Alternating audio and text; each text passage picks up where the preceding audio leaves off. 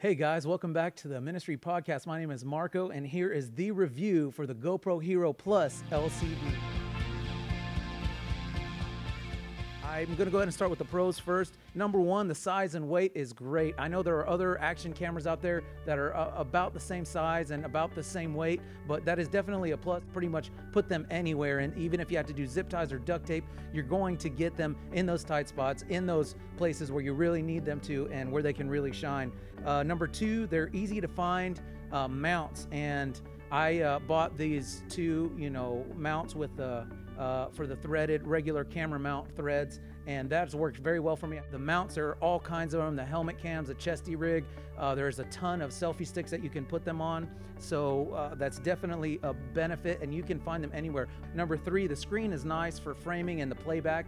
This is definitely a nice one up for that. Number four, the durability. I've dropped this camera about 3 times, separate times, and it bounced, and I picked it up and no problems, got a little scratches on it, but hey, they're an action camera. You have to expect that that's what's going to happen. So there's a plus on durability so far. Number 5, the app support and that wireless feature is really incredible. I stepped it back about 90 feet through a wall and hit the record button, and it just boom, it went and it started recording. I walked over and took a look. It was recording. I hit the end button and boom, so that wireless capability and that app support is really a plus for this line of camera.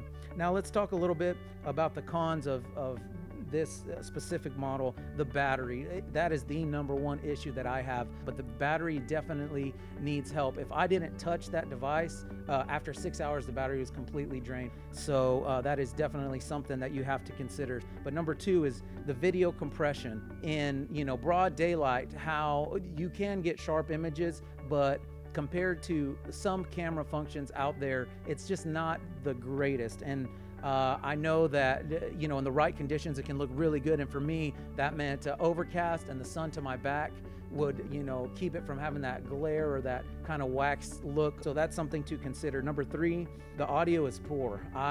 If you have the enclosed waterproof case, the audio goes down to probably about 10% of where you could actually hear at a normal level. Number 4, you do have to buy the mount. GoPro, of course, wants their own proprietary mount so that they can make money, because their accessories is where I think they make the most markup value money. So you have to buy those mounts. And of course, once you buy it once, if you get something like the thread, which is very common, you can mount it on pretty much anything. But that is a con for me. Number 5, the power supply.